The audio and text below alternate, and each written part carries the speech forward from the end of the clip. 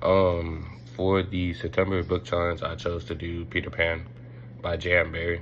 The genre and context of the book is Peter Pan is a classic children's fantasy book.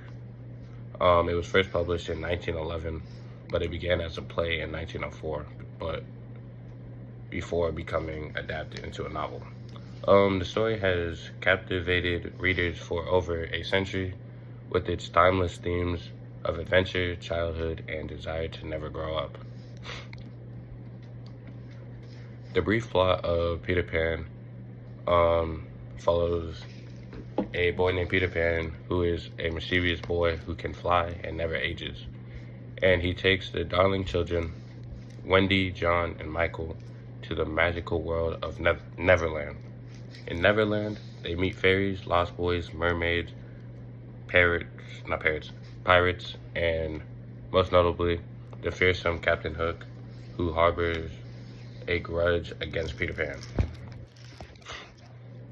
The main themes of Peter Pan is the central themes of the book include the innocence of joy of childhood, the tension between growing up and staying young forever, and the sense of adventure and imagination.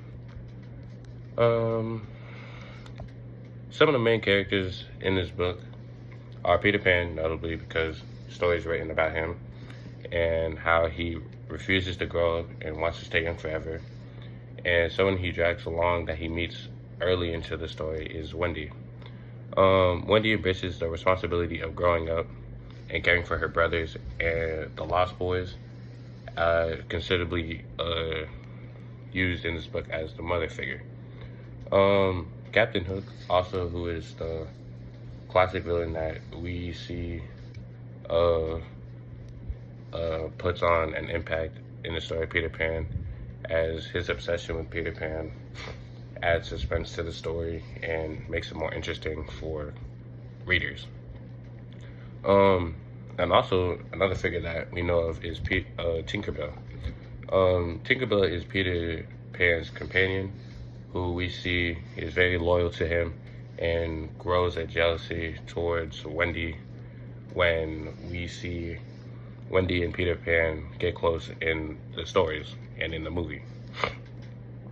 The plot of Peter Pan is a full action and imaginative, with the battles between the pirates and Lost Boys, magical creatures, and daring rescues.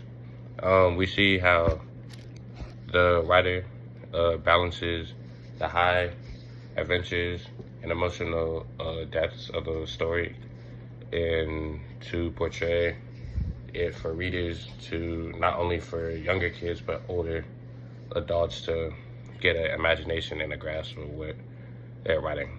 The writing style of J.M. Barrie is very lyrical and whimsical, fitting the fantasy that they're trying to portray in the story with his sense of humor. He normally breaks the fourth wall and adds some charm to the story to excite and give something for readers to base off of.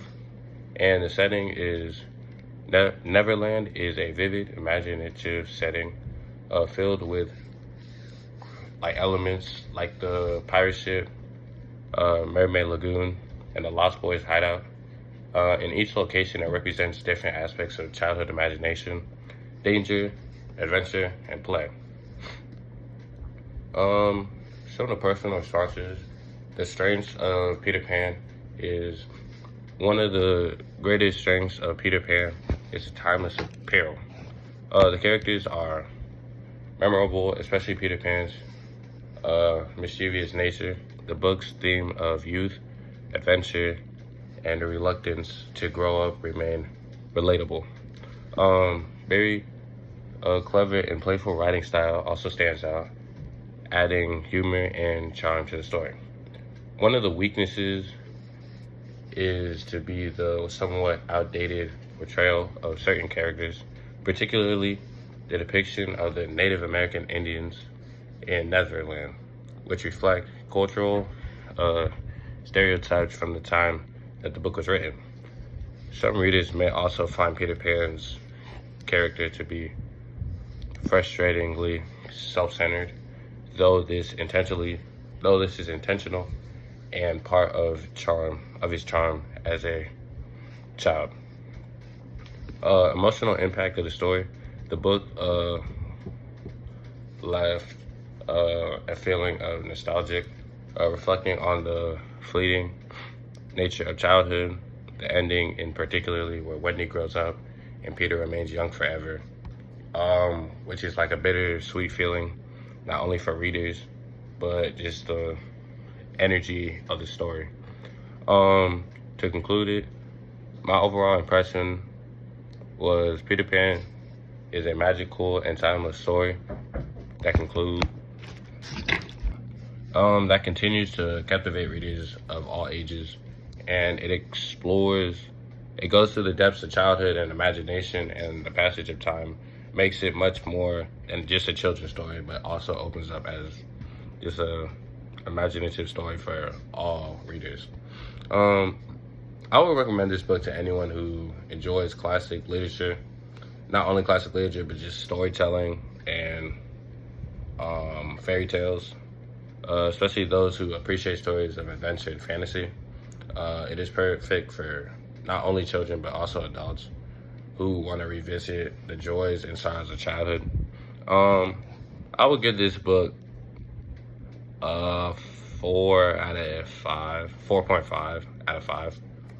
It is a well-written book and a interesting tale, but as you also begin to grow up, you start to not enjoy it as much. But at the age I'm at right now, I pretty much enjoy the book. I think it's pretty good.